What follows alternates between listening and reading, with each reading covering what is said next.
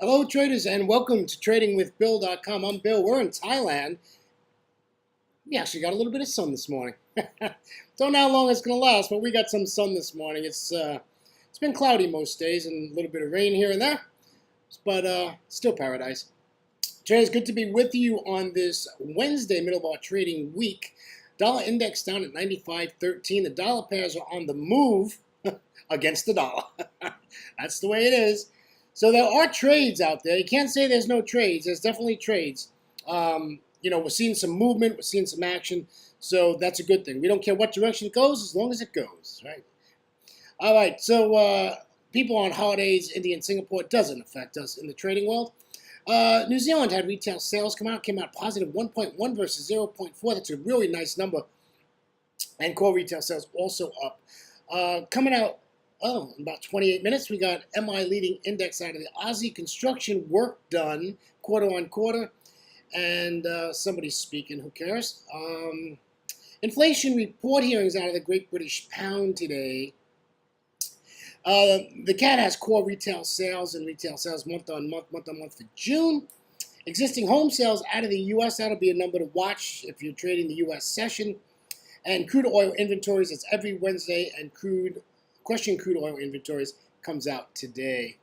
So a mediocre news day. I think the biggest thing we have to watch today in our trading is just watch that dollar index. If you use a different tool to judge whether the dollar is weak or strong, that just use it and just watch the dollar. Is it weak or is it strong? And trade accordingly. I mean, we've proven that it's worked, right? Use the dollar index and the dollar gets strong, the dollar pairs go in the dollar's way, right?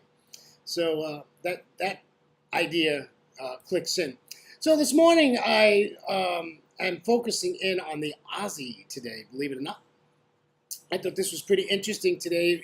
My bias is bearish in the Aussie dollar, right? My bias is bearish to the downside. So we got some interesting charts here. If we take a look at this daily chart, we can see that price is really at a key level here at the 73.60 area. If you look left of the chart, I always look left of the chart, and you can see that we're at a significant resistance level, and this just might turn around and head to the downside. And you can see the current candle is red in color and just might continue to fall down, right? This is on a daily chart, so we'll keep an eye on this and see what happens, but that is a significant level. As we go and take a look at a 4-hour chart, we are basically being held up by this 200 exponential moving average. This is a doji here, right? This is a decision candle, this green candle. If this red candle comes a full candle, now this is a 4-hour chart, right? And what do we have here? Well, we have an evening star, right? And can show us that this might just turn and head to the downside. So we'll watch this. I think these levels are really interesting areas in the chart, and that's what we do. We trade the chart, right? Read the chart. Surely don't listen to those financial channels. Oh my gosh, yeah, you don't want to listen to that. So we take a look at Ikimoku on the Aussie. This is a 1-hour chart. It's pretty sideways, really not doing a lot. The higher time frames is giving us more of a picture than this 1-hour chart. It's just sideways. It's really not doing anything. Is there a trade there? No. I don't see a trade there on this 1-hour chart. There's nothing to do here. What you'd really like to see this do is, you'd like to see it pop up to as close as you can get to that 7,400 area, and then you sell it, right? But if you take it here at 73.56, 73.60, you're coming down, and the first thing you're going to hit is this 55 EMA, and then you're going to hit the top of the cloud, which is support, and it could bounce from there. So not really comfortable on taking a trade off of that chart at the moment, this 1-hour chart. So that's my pick of the day. That's the pick of the day, my friends. Why did I just do that? I didn't want to do that. All right, so let's go take a look at, this is up. We might as well take a look at it. These are Ikimoku charts. Here's the euro. Sideways, it's made a nice run to the upside. It's come down. Now it's sideways. Of course, it's overnight hours. Asia's been open a couple of hours now. So we'll just see what happens here. My bias is to the downside. I'd like to sell this. This is probably a level we should watch is 156.75 area, 156.80 area. We'll watch this here and see if we can get a down move. You know, maybe put a trend line in there, just a two-touch trend line up there, i.e. like this. You know, and let's, you know, if we can get a break of that trend line, maybe a retest, and then take it back down to the cloud, right? We want to sell it back down to the cloud. Nice thing I like is this is a wide open space down here. Not a lot of Forex junk. We do here, but at that point we'll be to the top of the cloud. So I think that's just fine. But again, this all hinges on what is the dollar index going to do. Here's a great British pound. This really made a nice move up. I hope somebody caught this. I did not. This was just fantastic to the upside. Now it's sideways. What's going to happen here? You know, is it going to turn around? Is it going to go? You know, what's going to happen? The future line here, this red line, is showing this just wants to continue sideways. It doesn't say it wants to go up and wants to go down. A 26-period line back shows this wants to continue to the upside. Well, remember, that's giving you an indication of what happened 26 periods behind. It's the only lagging indicator on the Ikimoku chart. Everything else is a forward move, right? It's all it's a leading indicator. So we'll just keep an eye on it, see what's happening. Nothing to do now. We'll just watch it, right? We won't. The Aussie's sitting on a cloud. I wasn't going to touch the Aussie on here, but this is just bounced off the cloud. We'll see what happens here. You remember, this is only a 30-minute chart that we're looking at. So this is bounced off the top of the cloud, which is support. And if you look left of the chart, you can see that we have some Forex junk over here. And this has popped back up again. So we'll see what happens here. There's nothing I would do here. You know, the golden rule is that you want to, when it's above the cloud, you want to buy, right? So maybe you have a buying opportunity here. Where are you going to put your stop? Well, I'd probably put my stop probably 10 pips below that wick right there. And that's basically going to put you in the middle of the cloud. Ikimoku traders love to put their stop at the bottom of the cloud and give that their room to breathe and let this trade work. So that can be your stop down there at 73.05, 73.10, somewhere in there you can put your stop.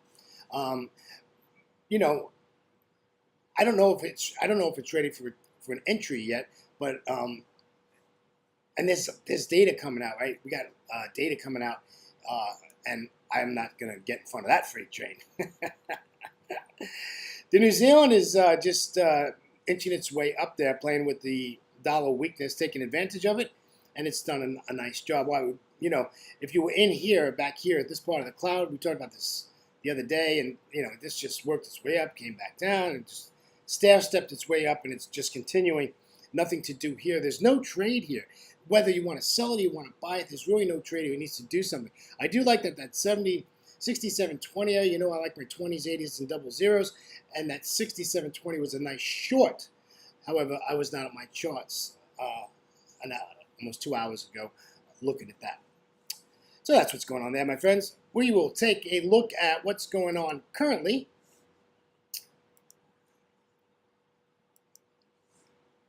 Again, we'll take a look at the euro. This was yesterday's trade. This fib absolutely didn't do anything. It just continued to the upside.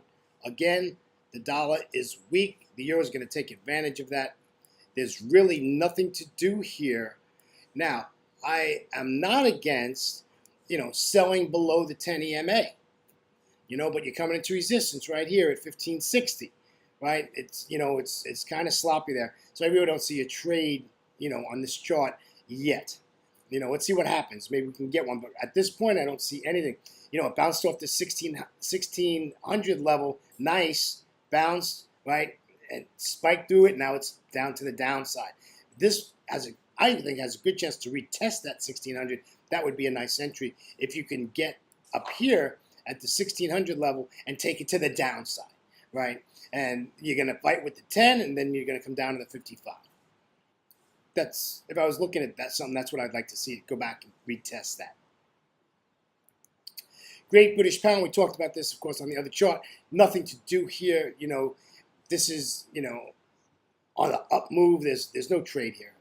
It's got to either move up to that 29. I would say it's even going to go. It needs to go like 29.50, right? And then we can look at maybe taking it to the downside. But there's nothing for me to do here. There's no trade here. If you get it close below this 10, you know, it's worth taking a shot. You know, I don't have a problem with taking a shot.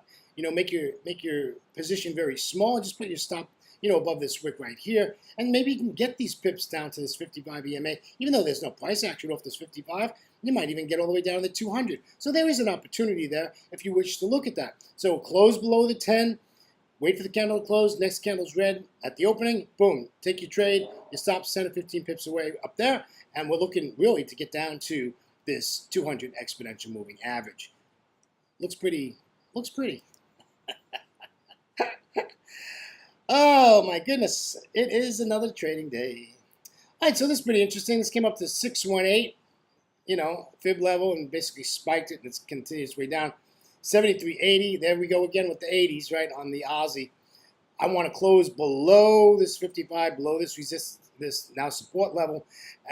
Closing here, I want to sell this in this area here.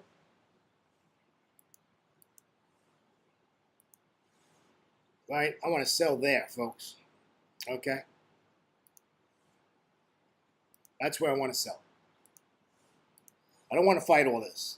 Get below this 55. We got a nice wide open space here, and we can kick it back to the downside. This fib is still good. There's no reason to get rid of the fib off the chart yet. It's still valid, so we'll just keep it there and watch and see what happens. But yeah, if we can get below that support level, below the 55, we can enter this maybe at 73.45, somewhere in there. We can enter this, take it to the downside. Again, the Kiwi, just see what you can do. You'd really want to close below the 10. And if you're going to buy it, listen, there's nothing wrong with buying this. You just got to, you're going to have to be creative in your entry. Entry at this time of year is just so important. You got to be at the right spot, right? So, you can basically take this down to here. All right, take that last swing there. So here's your last swing. So if you wanted to buy this, let this come back to this 50% fib, right? Take this right to the 50% fib, and then you can take it to the upside and continue to take it to the upside. The problem is you're going to fight this 10 EMA. You can see that this currency pair is just riding this 10 up, and it doesn't look like it has any weakness that it wants to, change its mode to the downside unless the dollar gets some strength. Okay, remember, these countries aren't putting out anything that's like, wow, this is all about the strength and weakness of the dollar. Okay. All right, traders, thanks for being with me. Listen, I know we're looking at just the majors right now. We got about 2.5, 3 weeks left. Then we'll start getting into some other stuff. Once the markets are back to full strength, this is just a hard time to trade. But I got to be honest with you, the last 48 hours, last 24 hours, there's been some nice trades out there. With the dollar weakness. Always try to keep an eye on the dollar, strong or weak. That's a really good guide for you as you go through your trading day. Traders, always remember to trade smart, not hard. We'll catch you tomorrow morning in Asia. Traders, have a great trading day, and always remember, have a little bit of fun.